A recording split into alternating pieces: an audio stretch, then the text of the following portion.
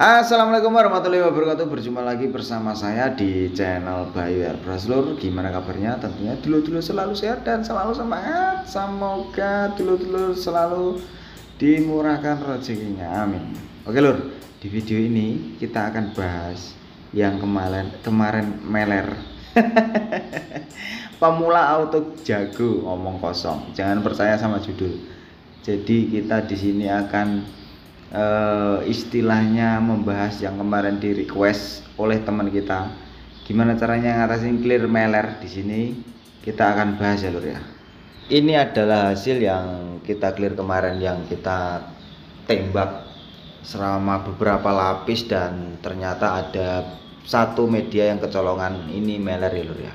Oke, untuk solasi yang di sebelah-sebelah di bagian pinggir yang meler itu untuk hiasan ya Lur, bukan. Itu untuk membatasi ketika kita pengamplasan biar enggak mengenai media yang lain. Karena kita terus terang ingin memperbaiki bagian yang meler aja. Oke Lur, untuk mempersingkat waktu pengamplasan di sini nanti saya akan skip ya kan.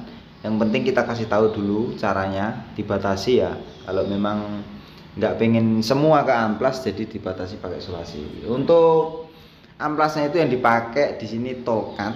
Sebenarnya ukurannya itu dari 800, 1500 sampai 2000 bahkan 3000 ya. Tapi di sini kita hanya punya ukuran 1500, jadi ya lebih sabar lagi, ekstra sabar untuk pengamplasan. Oke Lur, seperti itu.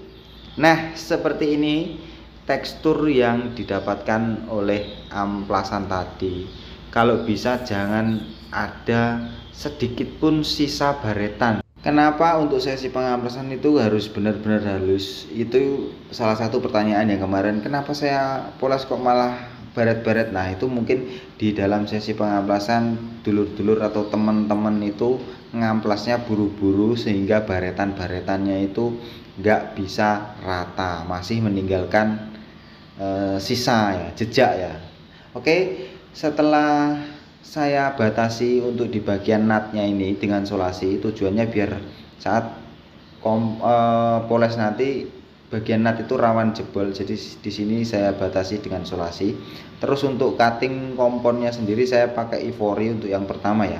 Untuk busa atau spon yang saya pakai ini yang warna merah Lur. Jadi yang kemarin itu katanya yang ada yang komen itu salah Mas, harusnya yang warna merah yang lebih dulu baru warna kuning. Oke, kita turuti karena di sini kita kan ya sama-sama belajar. Kalau ada kesalahan ya kita koreksi, nggak usah baper. Nanti baper bikin status, bikin story apa. Oke, di sini untuk pemolesan kita mulai. Untuk cutting komponnya ini, fungsi daripada cutting kompon ini untuk mengikis lapisan daripada pengamplasan tadi, untuk memperhalus lagi ya. Oke, jangan salah paham. Untuk ivory ini sebenarnya cutting, memotong ya. Itu fungsinya adalah untuk menghaluskan permukaan pertama setelah pengamplasan. Nanti setelah ini ada lagi ukuran kompon yang beda. Oke Lur, Bang, misalnya gini, melernya itu sampai timbul. Kalau sampai timbul melernya itu, ya dikikis dulu dengan cutter. Setidaknya untuk pengamplasannya nanti nggak terlalu memakan apa ya, ibaratnya lebih enak lah. Kalau melernya itu timbulnya terlalu apa? Besar, itu dikikis dulu dengan cutter, nggak apa-apa. Oh ya, untuk penjelasan sedikit, kalau melernya itu yang bisa diperbaiki asal melernya nggak ada di dalam meler itu, nggak ada semacam kayak busa gelembung-gelembung gitu ya Lur ya. Kalau ada busa seperti itu, wassalam. Nanti kita ngamplasnya juga ekstra atau enggak kita bisa ngulang gitu Lur. Itu penjelasan dari saya. Kalau salah ya nanti dibenerin, komen aja kalau salah. Di sini kita belajar supaya nggak ada judul pemula auto jago. Mana ada ini loh, saya nge-clear kayak gini aja masih kecolongan kok, apalagi pemula auto jago. Oke, untuk cutting kompon pertama sudah selesai. Di sini kita semprot dengan air, terus kita lap dengan kain yang lembut atau tisu ya Lur ya. Terus nanti setelah ini kita akan lanjut untuk kompon yang ukurannya 2400. Untuk mereknya sendiri di sini saya pakai Mizirna. Ini tidak tahu isinya Mizirna atau enggak. Intinya itu ini saya belinya eceran karena belum mampu beli yang bal-balan ya. Mungkin setelah video ini nanti saya di email dengan Mizirna, Mas mau butuh berapa ukuran, nanti kita kirimi. Oleh ngerayu ya lur ya. Enggak, kita bersanda. Oke, setelah kita semprot air di sini sudah bersih, lalu kita kasih olesi dengan kompon yang ukurannya 2400. Lalu nanti kita akan pindah spon menggunakan spon yang warna kuning ya lur. Oke lur ya, untuk proses poles ini saya lakukan 2 kali di awal, terus terakhir nanti kita lap menggunakan Protect Ultra atau anti jamur menggunakan kain saja, karena spon yang untuk yang terakhir saya belum punya lur. Kebetulan nanti kalau kita paksa menggunakan spon yang ada, nanti takutnya tekstur daripada spon itu terlalu kasar, nanti malah mengakibatkan baretan-baretan kecil yang nggak terlihat, sehingga nanti kalau kena cahaya gitu akan kelihatan kayak semacam kayak baret-baret gitu ya.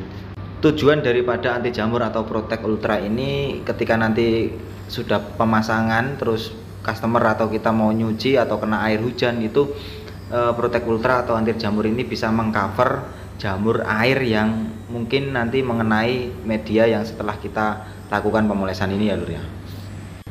Kenapa sih kita selalu memberikan edukasi atau penjelasan seperti ini yang kita sifatnya ibaratnya mengulang supaya gini, ibaratnya sesuatu yang diulang itu akan menjadi suatu kebiasaan dan bisa menjadikan pelajaran.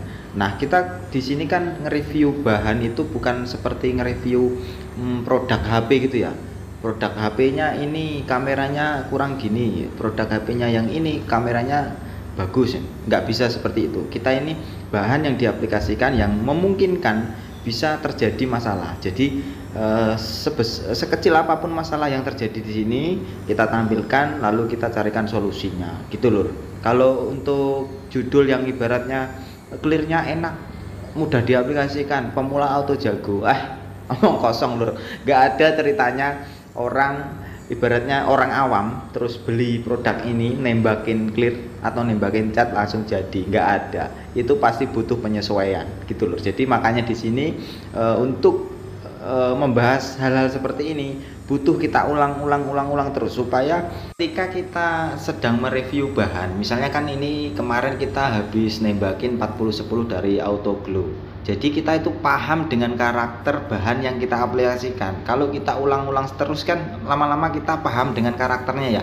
Oh misalnya kita pakai 4010 dari Auto Glow itu harus begini, mixing rasionya harus segini, dia harus mainnya nembakinya seperti ini. Nah jadi lama-lama kita itu paham seperti itu loh. Nah nanti kalau saya cuman ibaratnya saya pakai 4010, habis itu saya tembakin jebret di belakang layar, kita koreksi tanpa ada sepengetahuan dari publik, terus tahu-tahu saya tampilkan nih hasilnya sangat keren sekali, mudah diaplikasikan.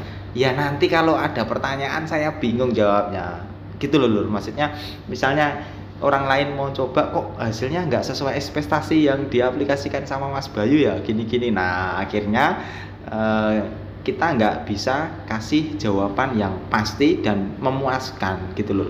Ini nggak ada istilah namanya auto jago, tuh nggak ada. Kalian dibohongin, selama ini kalian dibohongin.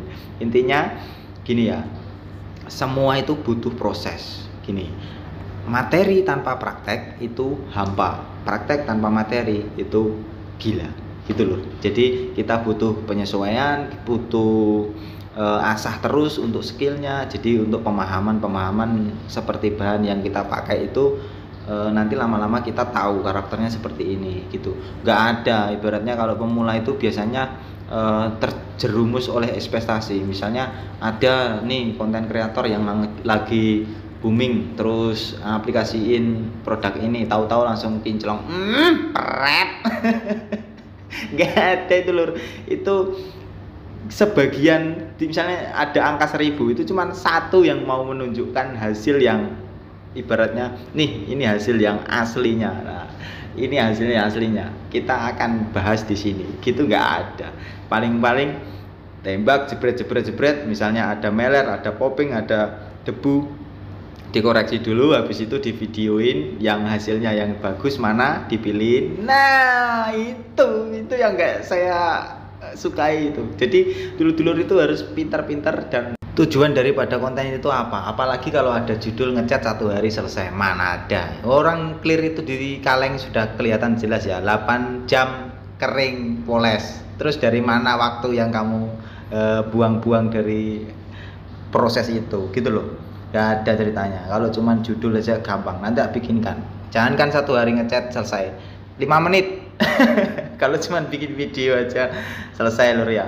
Oke, kita selesai untuk poles di sini. Nanti kita akan review hasilnya.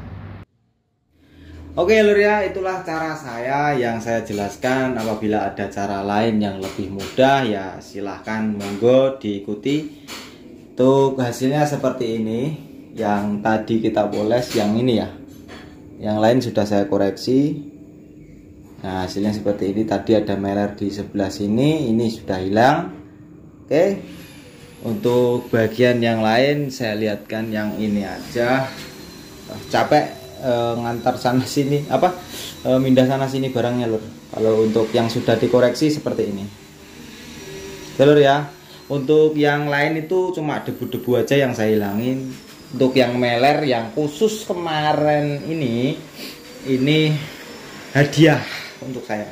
Dan saya juga bisa dengan adanya meler ini saya bisa menjawab pertanyaan dulur atau teman yang kemarin tanya kalau untuk urusan meler seperti apa ya. Inilah seperti yang saya lakukan tadi, itu seperti itu cara saya.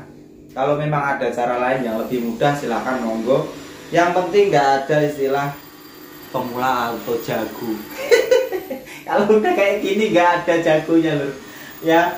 Jangan mau dibohongi. Orang itu pasti butuh proses. Apalagi kalau kita masih belajar itu, kalau pembelajaran kita atau skill kita asah terus, otomatis kita akan mengetahui kesalahan-kesalahan dan menjadikan kesalahan itu sebuah pengalaman. Oke, guru terbaik itu adalah pengalaman lu. Oke, cukup seperti itu aja penjelasan dari saya. Nanti kita akan lanjut ke video yang lain. Terima kasih, saya pamit undur diri. Wassalamualaikum warahmatullahi wabarakatuh.